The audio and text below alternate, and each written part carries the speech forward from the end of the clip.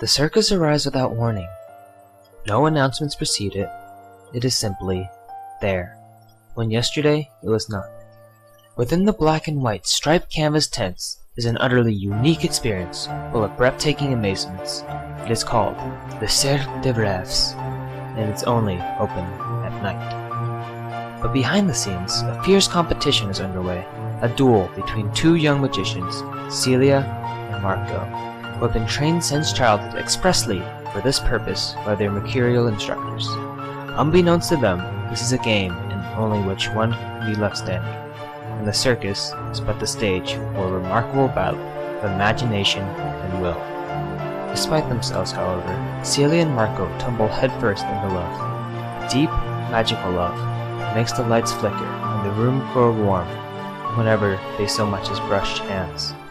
True love or not, the game must play out, and the fates of everyone involved, from the cast of extraordinary circus performers to the patrons, hang in the balance, suspended as precariously as the daring acrobats overhead.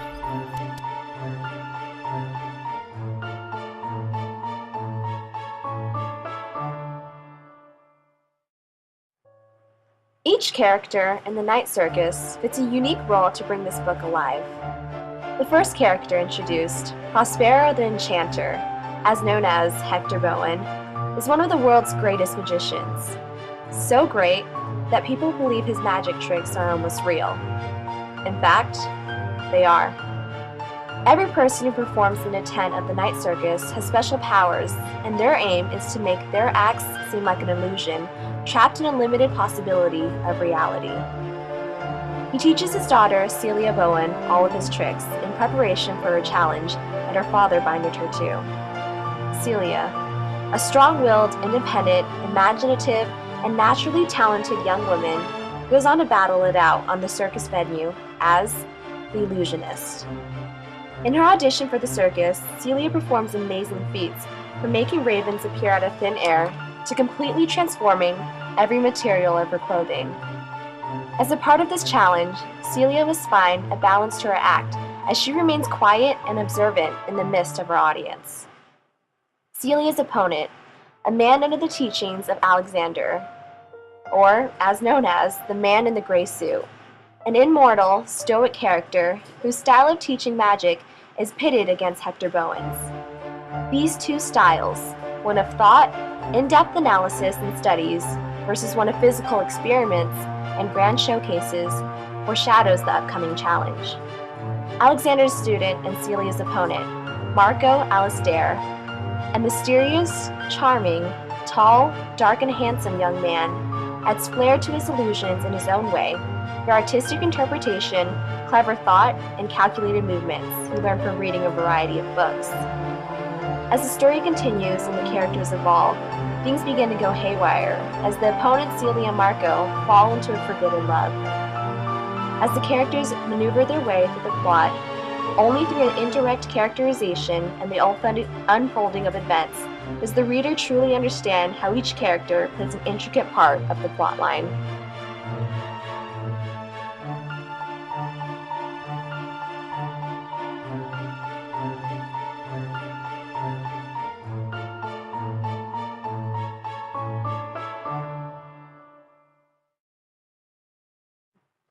Bailey, a young imaginative boy, recalls visiting the circus as a child and reveling into the experience.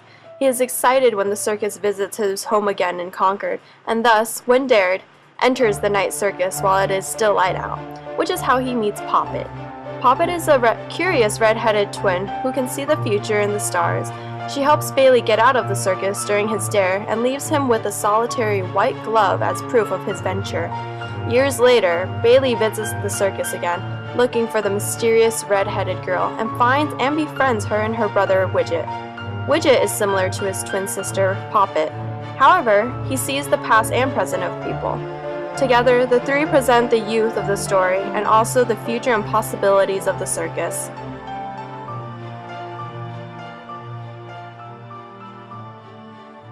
The Night Circus as a novel takes place during the late 1800s up to the early 1900s. The Night Circus as a circus, however, goes up until present day. The circus travels for indefinite spans of time to many major locations, including London, New York, Munich, Sydney, Dublin, Cairo, and other major cities across the globe.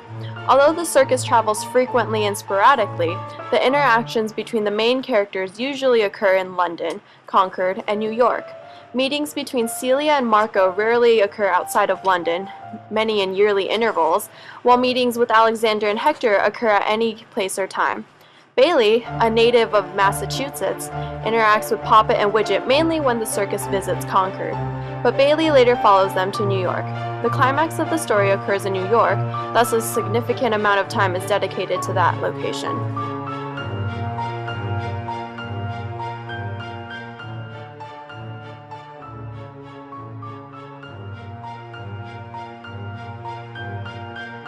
Throughout the Night Circus, Aaron Morgenstern uses vivid, intricate detail to bring every scene to life.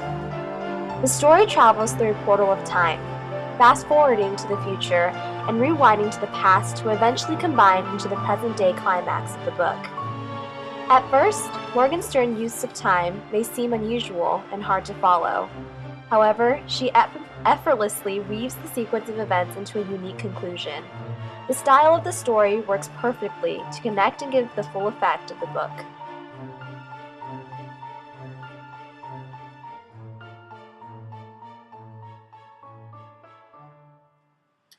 Timing is something we can't control, and once it is skewed, it cannot be reversed. Just like when I met Marco, because I missed my train. Just like how Bailey was delayed by his sister, causing him to miss the departure of the circus. And just like how Celia and Marco missed their opportunity, their chance to be truly happy together. Once the timing is skewed, it cannot be reversed.